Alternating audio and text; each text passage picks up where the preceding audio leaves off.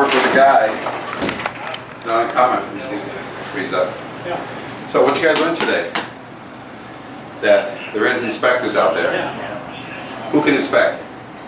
Certified. Any structural engineer, good or bad.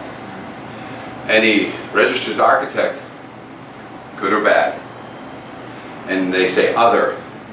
So if you're certified, for example, to the National Firescape Association, you're considered another, so only 3 people. Excuse my, I'm running out of wind here. The biggest thing is the questionnaire.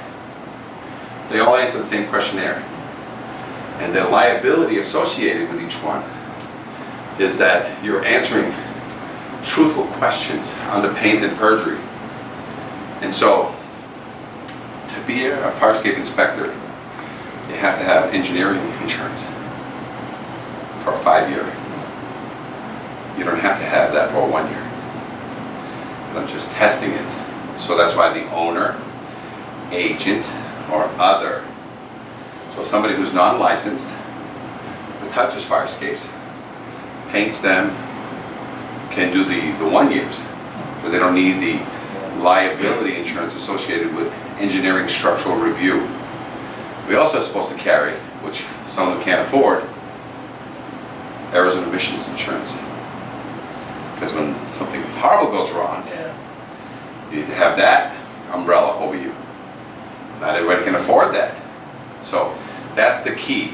When you get these 1 years and these 5s, the 1 years are janitors, and the 1 years are people who do it part-time. The 1 years are people who crossed over into a field that has no licensing requirement. Do you have a 1 year certification process here in the city of Oakland for me to get my license here in your city? So it kind of fell into a gray area, and they took advantage of it. So much so that you left them alone so comfortably in that 1 year, and no questions of any kind, that they started stepping into the 5-year. Nobody said anything, and they kept stepping deeper into it and giving you back 1 year's with no insurance, no license, no training, nothing.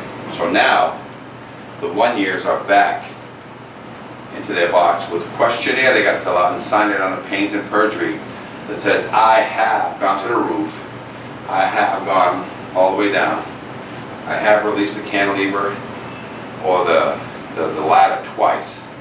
And before I can even start the first question, there's 2 questions that are very important for you guys.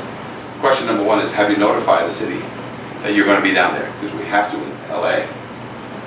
You don't have to be here, but I have to notify you that I'm going to go inspect in case you want to witness me. Question number 2, do you have a 5-year in your hand if you're a 1 year guy? If you don't have a 5-year, you can't even get on it. Because now I'm violating OSHA, and that OSHA, I don't know if that's a certified platform. So how can I perform a 1 year? So it's the chicken and the egg thing. So that's what you just learned. So it took 100 years to screw this up. If you guys got time, 3 to 5 years, slowly we'll get back into a questionnaire, which is 15 questions for the 1 year guys. And there's a lot of people, including the owner, who will sign that. That's what's going to keep it low for homeowners, 1-floor guys, if they feel comfortable signing their own document. But for these kind of guys, you don't see the owner. The owner's not going to get on this and save a few bucks. And sometimes the manager, the maintenance guy says, I'm not going to get on it. And they'll hire a proper professional to go up and do the whole thing and talk it all for them. Okay? And then there's going to be a tag. So she's ready for a load test. Do you agree or disagree with my findings that she's ready for a load test, short of a small repair on the roof, rebalance the cantilever, and a couple of cement issues. If you find anything else that I should be concerned, and the hold on the which was covered on the video. Anything else? So that's the kind of attention to detail you're looking for these guys who are making a few bucks doing this. They don't do this for nickels and dimes. So you want attention to detail, because at the end of this, I can guarantee you the safety of these tenants, and I can guarantee you the safety of your firemen. And the load test is the final piece, which is we're not going to use live bodies to prove it. We're going to just yank on this thing, and if there's a flaw on this wall, that's when it'll show up. We can suspend that at that time too. Okay.